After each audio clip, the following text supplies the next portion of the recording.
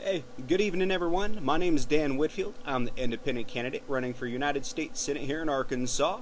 We do our weekly update every Saturday evening around 6 p.m. So that's what today is. Today is May 23rd, 2020. I don't have a whole lot to update y'all with this week, so we'll keep this one kind of short. And I'm going to give y'all just a couple minutes to file in while we can go ahead and get this shared and all that other good stuff. All right.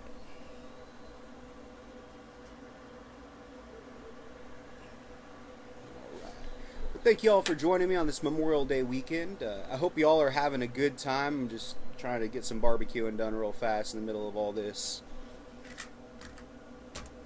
So I might have to leave you for a second here and there to check everything. But it is quite a beautiful afternoon. I think it was 85 degrees here today, which is amazing. I know we were more fortunate up here in northwest Arkansas last night. We didn't get hit by those bad storms. I know they were dropping really large hail up to 2 inches, and I hope you all stayed safe and were able to enjoy today afterwards. But I'll give it just another 1 or 2 minutes, let some people hop on, and I'll get my update going. Hey Brandon, how's the petitioning going with the lawsuit? So, right now, we are waiting for our court date. It is going to be on May 27th, this upcoming Wednesday at 9 a.m. I'll talk about that a little bit more in just a minute once some more people get on, but it's going really well. I'm still getting a lot of signatures in the mail. I actually just pulled out 69 signatures from my P.O. box yesterday. So we are still getting signatures, and they won't actually count towards our final count that we had turned in, but it's still good to show the judge. We do have a lot of people that are interested, and due to the really strict petitioning rules, it makes it harder for us to collect because we have a short window, and then we have an even shorter time to actually collect the sheets and get them verified before we turn them in. So we'll give it just one more minute, get everyone set in. So I got my quarantine hair. But so where we're at right now, it's looking pretty good. I'm really excited for this upcoming week. We have our court hearing. It's going to be on Wednesday, May 27th at 9 a.m. It's at 500 West Capitol Avenue at, oh, thank you, hun. It's going to be at the federal courthouse in courtroom 4C. So I have an event created, and I've been sharing it, trying to promote it, and get everyone, knowledgeable about what's happening this Wednesday. And I would like as many people as possible. Oh, can you close the door so that smoke doesn't go in and her playing? Thank you, hun.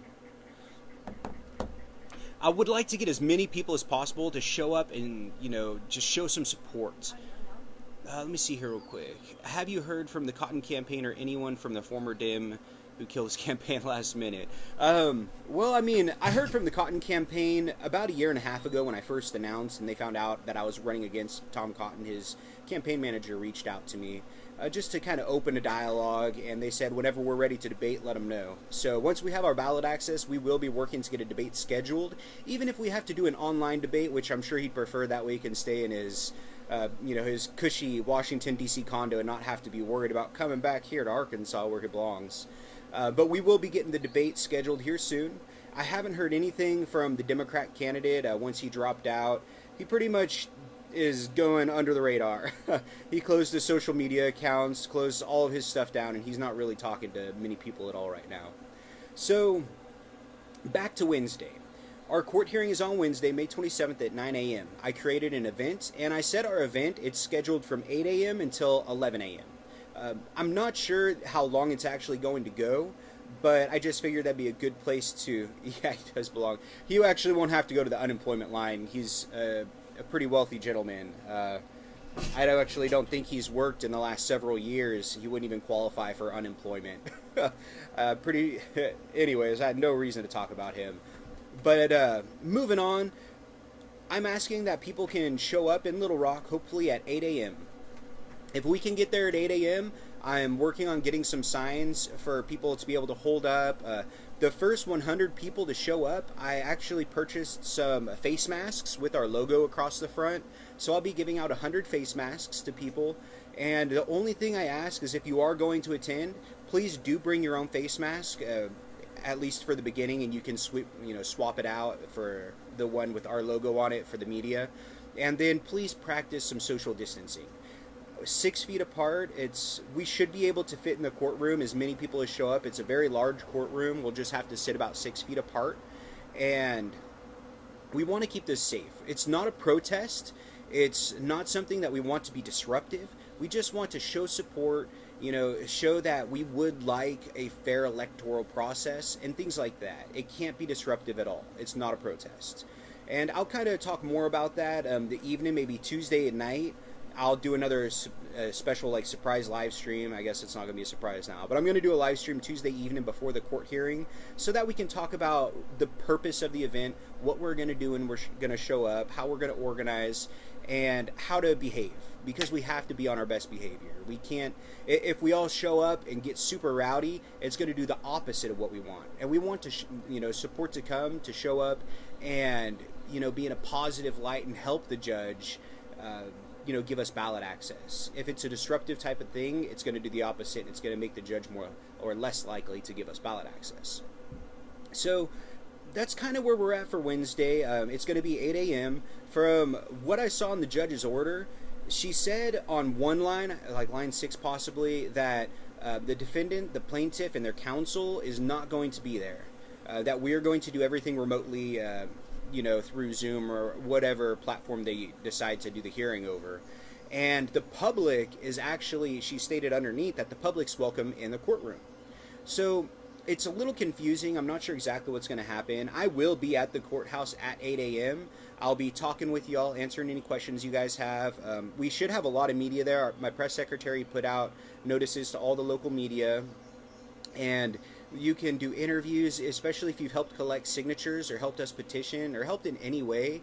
Feel free to go, to Fox News or ABC or whoever shows up and, just talk to them a little bit about our campaign and what you did to help. And, have some fun with it. Get your 5 minutes of fame. This is going to be a really big event. So, I would like for y'all to come and have a good time. Oh, it's fine. Don't worry about it. It's not going to move if you just move the gimbal anyways. Oh, you're going to check the chicken. Awesome. I think I probably need to flip the chicken. So, yeah, I'm super excited. It's going to be a lot of fun. So what I'm planning on is, my lawyer said it's not going to take more than a half-day hearing. So if we get there at 8 a.m., y'all are welcome to stay just until 9 when the hearing begins. Y'all are welcome to stay however long you want. You can come into the courtroom, stay throughout the duration of the hearing, or you can just take off at 11, whatever you're most comfortable doing. What I'm going to be doing is, since I have to be there remotely, I am going to show up, meet with you all from 8 to 9, and then I'm probably going to log on to whatever platform they want on my phone, and I will participate from my phone, and I'm going to try to be in the courtroom. If I can't be in the courtroom, I'll be in the hall or in front, somewhere around there with you all. My wife is going to live stream the whole event for us, so we're going to make sure that we get the live stream shared to as many groups as we can. Share it to your friends. If you're in any Arkansas groups, make sure to share it to Arkansas groups. And we're going to try to get as many viewers as possible.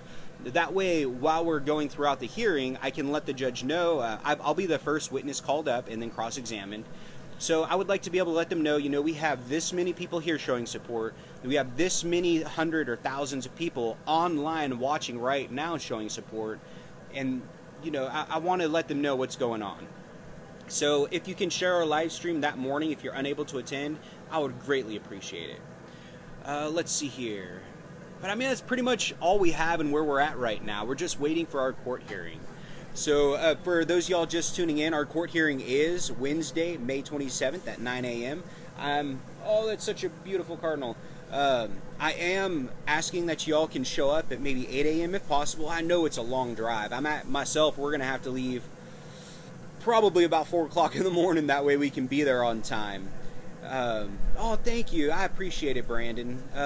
Just what I do ask is, if you are able to attend, practice social distancing, 6 feet away from each other, wear a mask, be as safe as you can be, because your safety is not less important than our campaign. I want to make sure that came out right. Your safety is more important than our campaign.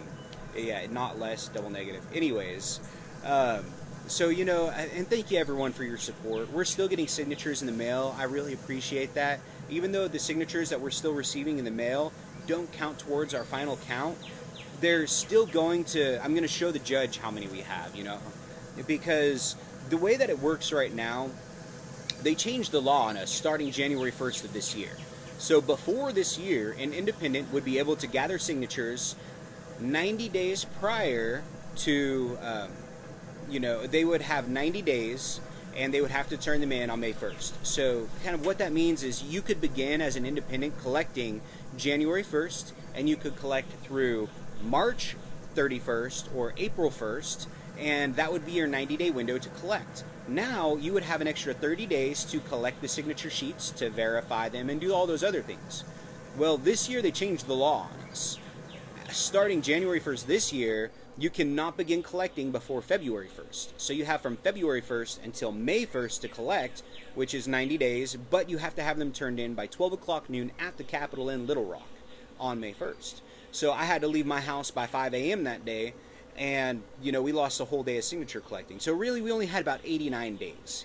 So they've made it harder for us, and, one of the things I am going to do, as I do pursue my law degree, I want to make sure to, sue to change the petitioning collectioning rules for independents. We need to make it easier for ballot access. A lot of people don't realize that only, I believe, 4 independents in Arkansas's history have been able to reach the 10,000 signature threshold. 4 independents. One of them was in 1976, and then the last one was in 2010. Now, all of those 4 did not use volunteers to get their signatures. They got their 10,000 signatures through paying canvassers. One of the ladies who is a witness for the defense who's going to testify against me says that if I was really serious about it, then I would have done something like other independents, and I would have paid up to $83,000 to get my ballot access. Up to $83,000. Okay, must be nice to have an extra $100,000 laying around you can throw towards ballot access. Well, that's not us. We're a grassroots campaign. All of our money has come from working class Americans. I haven't taken a dime from political parties, political action committees, billionaires, or corporations. So, we're going to make history. When we get ballot access on Wednesday, we will be, I think I got 98.1% of my signatures without paying canvassers. It was 100%, but my wife had surprised me, and she had hired someone who was able to collect 129 signatures for us and did it as an in-kind donation. So, we're going to make history regardless. I see some questions coming in. Let me check these out real quick. Has there been any coordination between the other independent candidates to bow out of the race or have a single candidate run against Cotton instead of multiple candidates splitting the vote? So right now, there are no other independents running in our race. It is just myself, Tom Cotton, and a Libertarian candidate. The Libertarian candidate, unfortunately, he doesn't really have a website. He has no presence. He's kind of a warm-body candidate. So it's really going to be between Cotton and myself. There will be no other independents in there. And I can guarantee you that because no other independents filed on the filing date between November 4th and November 11th of last year. Now, statewide, there are 7 other independents who had filed to run for state legislative positions. 2 of them were able to get ballot access, and the other 5 of them were unable to get ballot access. It's really tough as an independent to get ballot access. So let's see here. I'm going to read this next question. My wife and I will vote for you if you're on the ballot. I think the cards are stacked against you. Well, thank you, Mike. I appreciate it. Unfortunately, they are... give me 1 second to take care of my chicken. I think it's just about ready. Oh, don't worry about that one, honey. This one's going to be super accurate. Oh, okay. And it looks like all the... Yeah, the sausages are ready. It's clean. I've already been cooking with it. No, you should not be touching it with chicken. I've already cleaned them after I cooked the raw chicken. When did you clean it? I wiped them off. Still, that's still raw.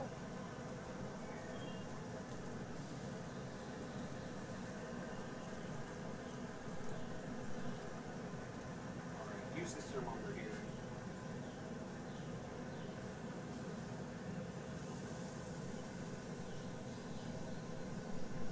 Okay, I think the chicken's ready as well now.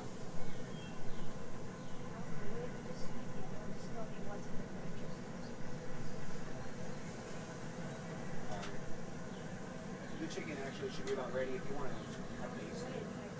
I'll go ahead and end the live stream then. That way I can get back to finishing the chicken. All right, so those are pretty much all the updates that we have. I am going to finish getting my chicken all done. Yeah, I wish we had more updates to talk about in a live or long stream for y'all, or live stream, but it's kind of all we've got for you at the moment. So I will do another live stream Tuesday evening to go over preparations for our court hearing on Wednesday.